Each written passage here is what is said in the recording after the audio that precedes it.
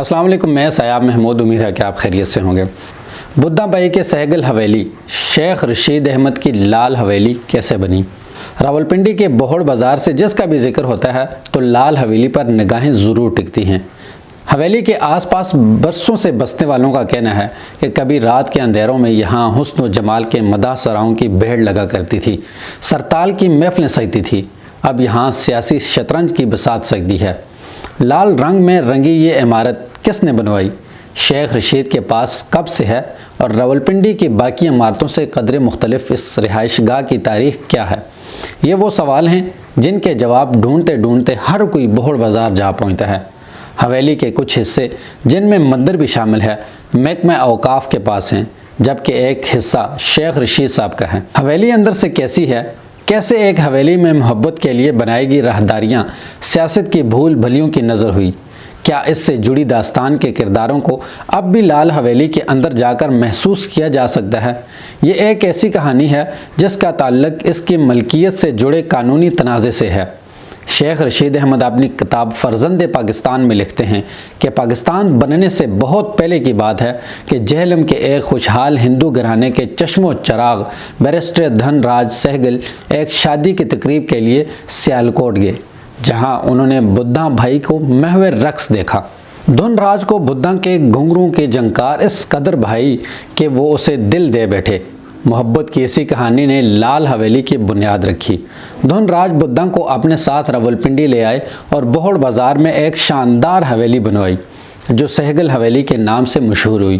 شیخ رشید اپنی کتاب میں مزید لکھتے ہیں کہ بدھا بائی مسلمان تھی، اس لیے احترام میں دھن راج نے بدھا کے لیے حویلی کے صحن میں مسجد اور اپنے لیے مندر بنوایا۔ دونوں اپنی اپنی عبادت گاہوں میں بنا کسی خوف کے عبادت کیا کرتے تھے، مگر آج اسی مندر، مسجد اور حویلی کے درمیان کئی گھر حائل ہیں۔ آس پاس کے پرانے مکین بتاتے ہیں کہ حویلی میں آنے کے بعد بدھا صوم و صلات کی پابند ہو گئی۔ آہستہ آہستہ گانا سیکھنے والوں کی تعداد کم اور بدھا سے اسلامی درس لینے کے والے جو ہیں وہ بڑھتے گئے۔ فرزند پاکستان کے کچھ اوراق بتاتے ہیں کہ بٹوارہ ہوا تو دھن راج نے حویلی بدھا بھائی کو سونپی اور خود خاندان کے ہمراہ انڈیا چلے گئے۔ بدھا یہاں اکیلی رہ گئی۔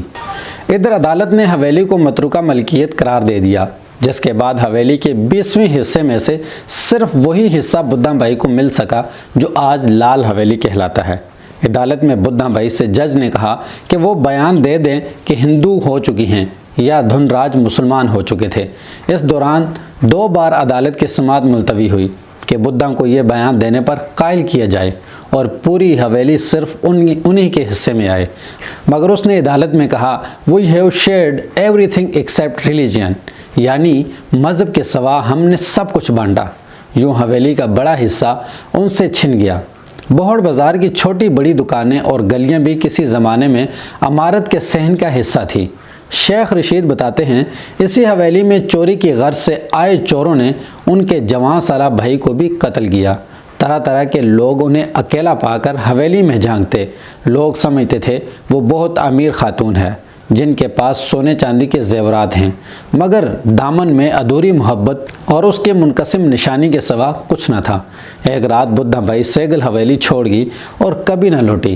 وہ کہاں گئی، کیوں گئی، کوئی نہیں جانتا، مگر دوبارہ سہگل حویلی میں انہیں کسی نے نہ دیکھا۔ پھر سالوں یہ حویلی ویران پڑی رہی کیونکہ خوف کے مارے اس کا کوئی خریدار سامنے نہیں آتا تھا۔ سہگل حویلی کو لوگ جنوں کی حویلی کہنے لگے۔ کسی کو یہاں بجتی پائل سنائی دیتی تو کسی کو بدھا کے کہہ کے۔ شیخ رشید حویلی خریدنے کے حوالے سے بتاتے ہیں کہ کافی عرصہ گمنامی میں رہنے والی سہگل حویلی کو کشمیر سے آئے ایک خاندان نے 2,18,000 میں خریدا۔ پھر خریدنے والے نے شیخ رشید کو 5.5 لاکھ میں حویلی بیچ دی۔ یوں سہگل حویلی کوڑیوں کے بھاؤ خرید لی گئی۔ حویلی کو شیخ رشید نے سیاسی سرگرمیوں کا مرکز بنا دیا۔ کئی ممتاز سیاستدانوں کو دعوت سخن دینے والی بالکنی بھی توجہ کا مرکز رہی۔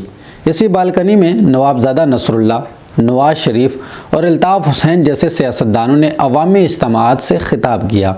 شیخ رشید نے حویلی کی تزئین و آرائش میں لال رنگ کی کشمیری لکڑ کا استعمال کیا۔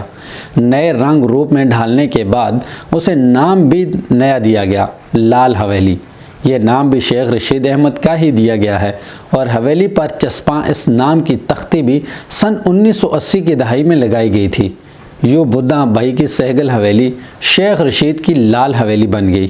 کہتے ہیں کہ ایک بار کشمیر سے ایک افسر حویلی دیکھنے آیا اور وہ رو پڑا اور بولا، یہ میری ماں بدھا کی حویلی ہے۔ شیخ صاحب کہتے ہیں ہم نے اسے روکنا چاہا، بدھا کے بارے میں جاننا چاہا، مگر وہ کچھ کہے بنا چلا گیا۔ بدھا کے لیے بنوائی گئی مسجد اب بازار کے رہائشیوں کے استعمال میں ہے، جبکہ مندر کی حالت مخدوش تر ہے جس کا کوئی والی وارث نہیں۔ شیخ صاحب کی لال حویلی کو اب جزوی طور پر سیل کر دیا گیا ہے، لیکن وہ اپنی نجی اور سیاسی محفلوں میں ایک جملہ اکثر کہا کرتے ہیں کہ اگر مجھے چوائس ملے کہ زندگی یا لال حویلی تو میں لال حویلی کو چن لوں گا۔